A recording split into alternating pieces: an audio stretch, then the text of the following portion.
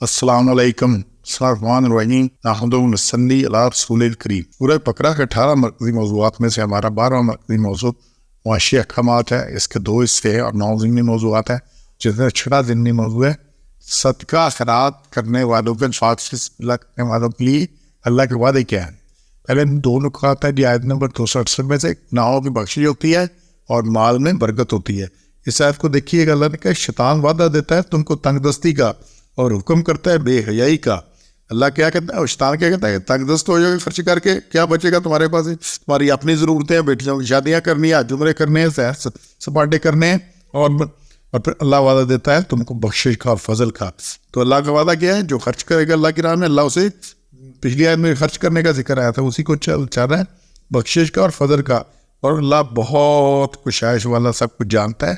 تو یہ ستنا ہے، اگر صدقہ کرتے وقت، مال دیتے وقت کسی کو دل میں احتیاج، دوسری ضرورتوں، مفلسی یا کسی بری بات کا خیال ہے تو یہ شیطانی وسوسہ ہوتا ہے۔ اگر ایسا خیال آئے کہ سے گناہ معاف ہوں گے، مال میں ترقی اور برکت ہوگی، سمجھ لیں کہ یہ اللہ کی طرف سے ہے۔ رسول اللہ صلی اللہ علیہ وسلم نے فرمایا ہر روز صبح کے وقت 2 فرشتے نازل ہوتے ہیں، ان میں سے ایک دعا کرتا ہے اللہ خرچ کرنے والے کو اور زیادہ عطا کر، اور دوسرا فرشتہ یہ دعا دیتا ہے اللہ ہاتھ روکنے والوں کو تلف کر دے۔ اگلے 2 نکات آیت نمبر 269 میں سے، حکمت دلائی مال سے نہیں بڑی خیر کی چیز ہے۔ جو مال خرچ کرو گے اللہ حکمت اور دلائی دے گا، اور اللہ تعالیٰ نصیحت قبول کرنے والوں کو عقل دیتا ہے۔ اللہ نے اتنا عنایت کرتا ہے سمجھ، معیشت جس کو چاہتا ہے، آپ جس کو سمجھ ملی، یہ بڑی خوبی ہے، یہ مال سے بڑی خوبی ہے اگر کسی کو عقل اور سمجھ مل جائے، لیکن نصیحت عقل والے ہی قبول کرتے ہیں۔ یہاں پہ بڑی یہ بات ہے، یہ ارشاد نبی صلی اللہ علیہ وسلم ہے، سب سے بڑی حکمت تو اللہ کا خوف تقویٰ ہے، کیونکہ تقویٰ ہی انسان کو برائی سے بچا کر سیدھی راہ پر گامزن رکھتا ہے۔ امام شافعی رحمۃ اللہ علیہ باب حکمت، صحیح بصیرت اور درست فقط فیصلہ ہے۔ حضرت امیر معاویہ رضی اللہ تعالیٰ فرماتے ہیں کہ آپ صلی اللہ علیہ وسلم نے فرمایا اللہ تعالیٰ جس کے ساتھ بھلائی کا ارادہ کرتے ہیں اسے دین کی سمجھ عطا کر دیتے ہیں۔ اگلا 270 میں 5واں نقطہ کہ دیے گئے صدقہ سب اللہ کے علم ہے، اللہ قبول نہیں کیا ان کو، اللہ کے سب کچھ اس کے اللہ کے علم ہے، لہٰذا کوئی چیز تمہاری جو تم خرچ کرو گے اللہ قبول کرے، کوئی جو بھی کرو گے اللہ اس کو جانتا ہے۔ آگے 271 میں سے اللہ نے کہا گناہ ختم ہوتے ہیں۔ 271 آیت کو دیکھیے کہ اللہ نے کہا تم خیرات دو، ظاہر دو، یہ چھپا کر دو تو یہ تمہارے حق کے بہتر ہے، اور اللہ کہے یکفر عنکم من سیئاتکم، تمہارے گناہ دور کر دے گا، تمہارے گناہ دور کر دے گا۔ کتنی بڑی بات ہے، اللہ کا دیا مال اللہ کی راہ میں خرچ کرو، اللہ گناہ دور کر دے۔ اگلے 2 نکات ہیں آیت نمبر 272 میں سے، پورا اجر ملے گا اور کوئی زیادتی نہ ہوگی۔ اس میں ہے کہ جو کچھ خرچ کرو گے تم مال سو اپنے ہی واسطے ہو، ما تنفقوا من خیر فلانفسکم، تمہاری اپنی ذات کے لیے ہے، اپنے لیے فائدہ ہوگا۔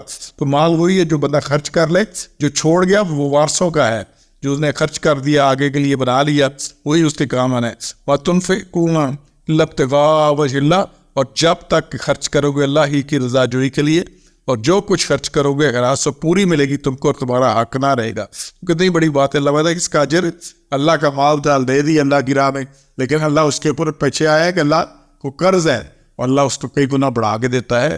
یہی یہاں پہ بات آ رہی ہے، اور اللہ کئی گنا تمہیں بڑھا کے اس کا اجر دے گا، اور تم لا تظلمون، تم پر کوئی ظلم نہیں کیا جائے گا، تمہاری کوئی حق تلفی نہیں ہوگی، کوئی چیز تم سے روکی نہیں جائے گی۔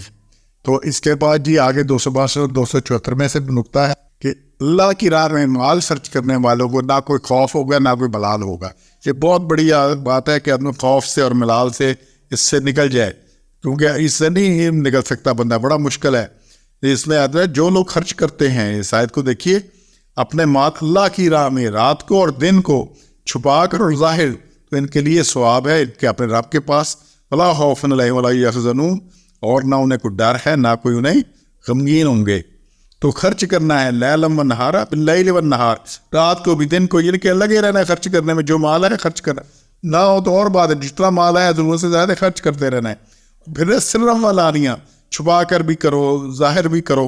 اچھا چھپا کر کسی ضرورت مند تک پہنچو، کسی کو پتہ نہ لگے اس کا۔ ظاہر تب کرنا ہے جب دوسروں کو رغبت کا موقع ہو، کہ جب دوسرے دیکھ کے اس سے ان کی بات بڑھے، تو ان کے ثواب کے سبب عند ربہم کا اجر اللہ کے پاس ہے۔ اولا خوف، خوف کیا ہوتا ہے؟ مستقبل کا، کہ یہ ہو جائے گا وہ ہو جائے گا، کچھ نہیں دے گا میرے پاس، تو کوئی خوف نہیں ہوگا۔ لم یحزنون، نہ کوئی ماضی کا غم ہوگا۔ جنت اللہ ان کو دے گا، جہاں کوئی خوف نہیں ہوگا, کوئی غم نہیں ہوگا, دنیا میں بھی انشاءاللہ اللہ ان کے لیے آسانی پیدا کرے گا. تو یہ جو اللہ کے وعدے ہیں, اور یہ وعدے پکے وعدے ہیں اللہ کے, لا تخلف المیعاد, اللہ اپنے وعدے کی خلاف ورزی نہیں کرتا. تو انشاءاللہ اس پہ ہم نے کرنا ہے, جتنا مال ضرورت ہے زائد ہے خرچ کر دینا ہے, دو لائک کہتا ہے دو دوسروں کو ضرورتیں پوری کرو. اسی طرح سے معیشت چلتی ہے, اسی طرح نظام چلتا ہے. سبحان ربک رب العزت عما یصفون, والسلام علی المرسلین, الحمد للہ رب العالمین.